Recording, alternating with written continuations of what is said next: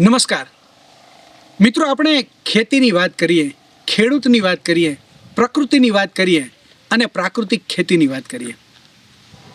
ખરા અર્થમાં દરેક વ્યક્તિને, દરેક જીવને પોષણની જરૂર છે અને આ પોષણ જે છે ને આપણને આપણી ધરતી આપે છે અને એ ધરતીમાંથી અનાજ જે છે ને એ ખેડૂત પેદા કરે છે. અને એટલા જ માટે પ્રાકૃતિક ખેતીના આયામ ઉપર ખૂબ સુંદર મજાની કામગીરી હાલ ચાલી રહી છે.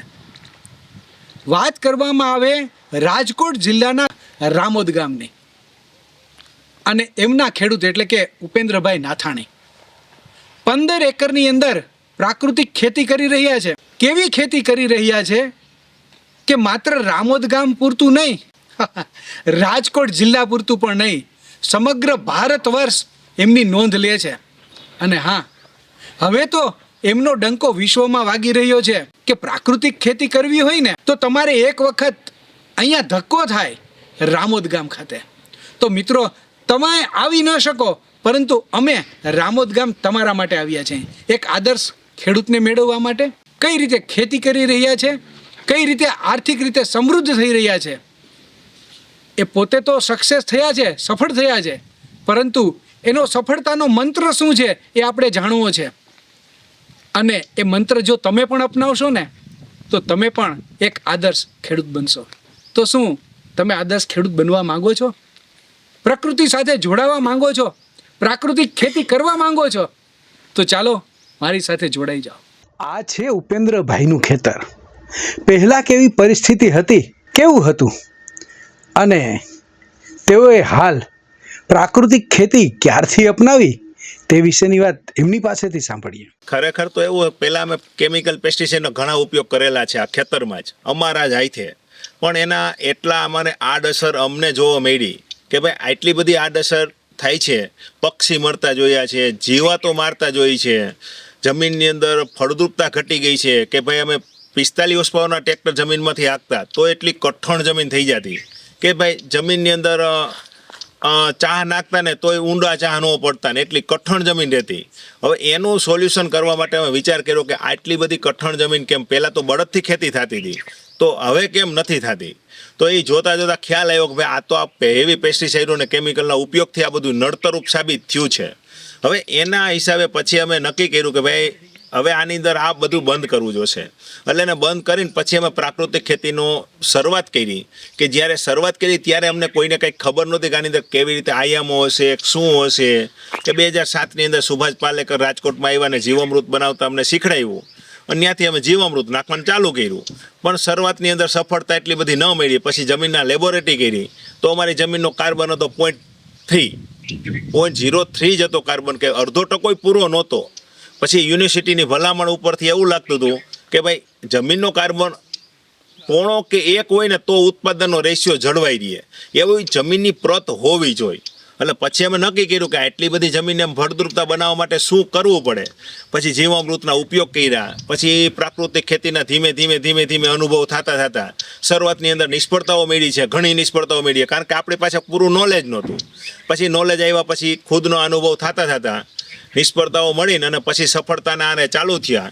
અને પછી યુનિવર્સિટીની ભલામણ અને બહારથી જે બધા નોલેજો ખેડૂતોની આપલે થતા મિક્સ પાક પદ્ધતિ અપનાવી કે ભાઈ પાકને એકબીજાને મિક્સ વાવો, કેમિકલ બંધ કર્યા. પછી જીવામૃતના પ્રયોગો કર્યા, કોઈ બેક્ટેરિયાઓના પ્રયોગો કરતા હતા શરૂઆતમાં.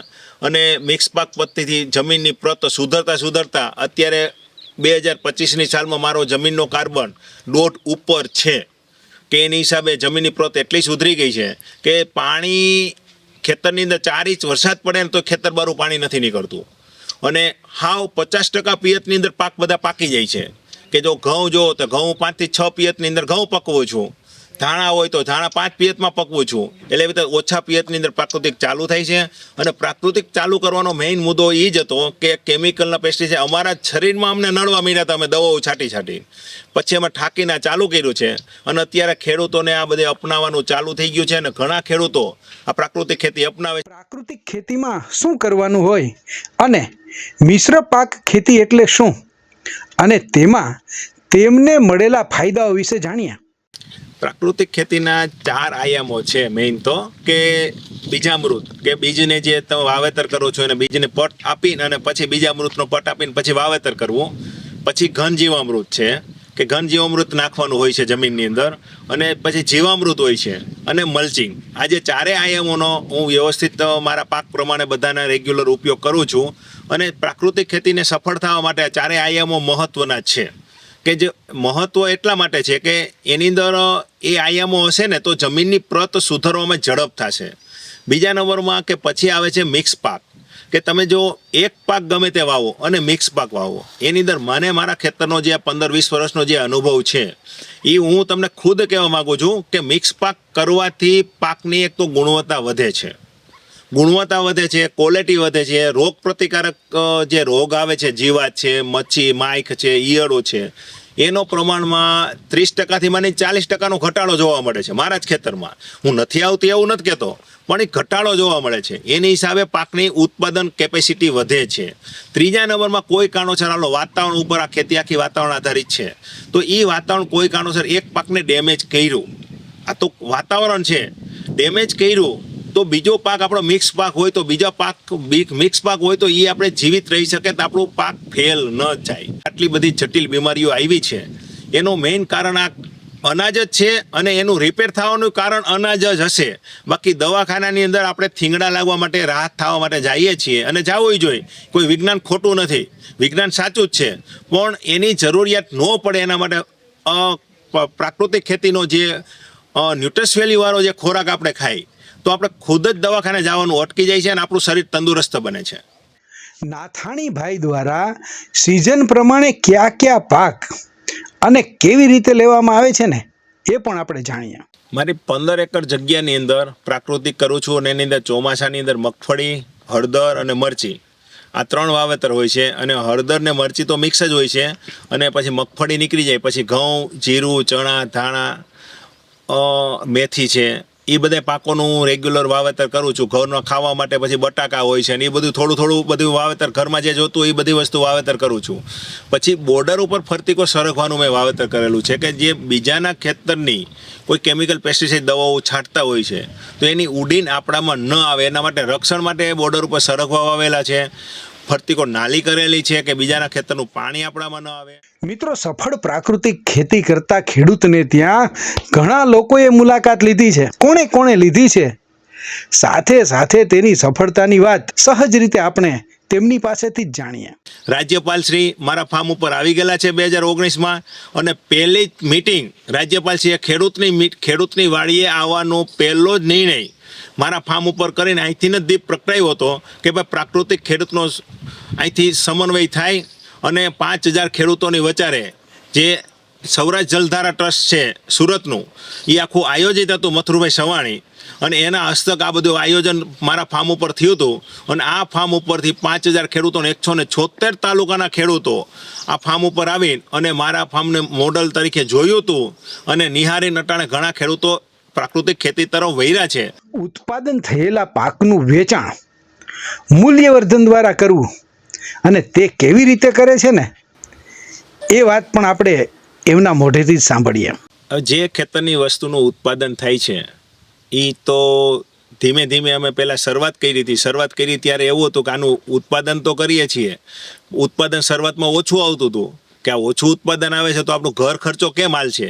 પછી એનો અમે વિચાર કર્યો કે ભાઈ આનું મૂલ્યવર્ધન કરી અને વેચાણ કરી, તો ત્યારે તો કોઈ મૂલ્યવર્ધનનો અનુભવ નહોતો, પણ તો યુનિવર્સિટીની અને કોઈ કેવીકેના ભલામણ ઉપરથી અમે એવું નક્કી કર્યું કે આનું મૂલ્યવર્ધન કેવી રીતે કરવું, કેવી રીતે બ્રાન્ડ બનાવી, એ બધું નક્કી કરીને અને પછી એનું પ્રોસેસિંગ કરીને અને અમે બધું અત્યારે વેચાણ કરીએ છીએ. કે અમારું જે વિરજા બ્રાન્ડ છે, વ્રજરાજ ફાર્મની કોઈ વિરજા બ્રાન્ડ કરીને અમે એની અંદર અમે એડ કરીને અને પ્રોસેસિંગ કરીને અને બધું અમે વેચાણ કરીએ છીએ.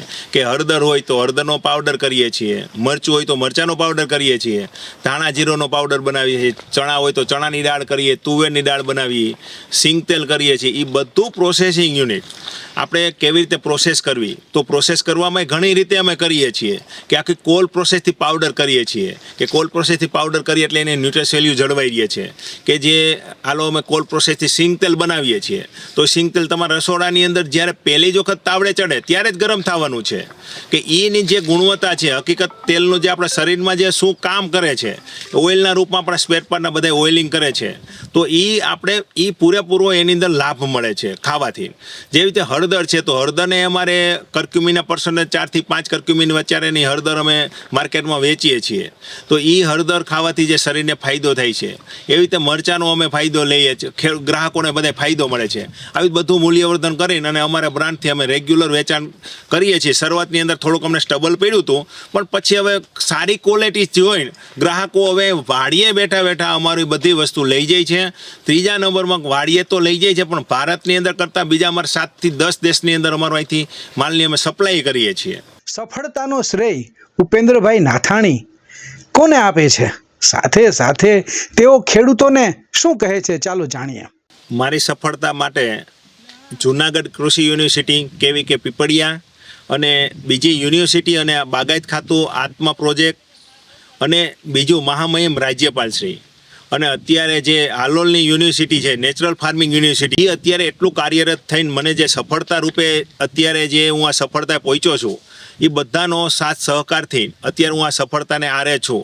મિત્રો સાથે મળી અને આપણે બધા જોઈન્ટ કરી અને આ પ્રાકૃતિક ખેતી અપનાવીએ અને આ બધાનો સાથ સહકાર અત્યારે મળી રહે છે એ બાબતમાં મને સંતોષ છે અને આ ખેડૂત પુત્ર તરીકે આપણે બધાને સંતોષ મળે એવી હું ઈચ્છા રાખું છું. અને રાજ્યપાલશ્રીના ફાર્મ ઉપર જે 200 એકરનું ખુદ ખેતી કરે છે રાજ્યપાલશ્રી એના ફાર્મ ઉપર હું જોઈ ચૂક્યો છું અને ત્યાંથી મને ઘણી નોલેજ મળ્યું છે અને એક રીતે ગણતરી કરી તો ખેતીનો છેવાડો આવતો જ નથી. આપણે બધાને શીખવાનું જ છે.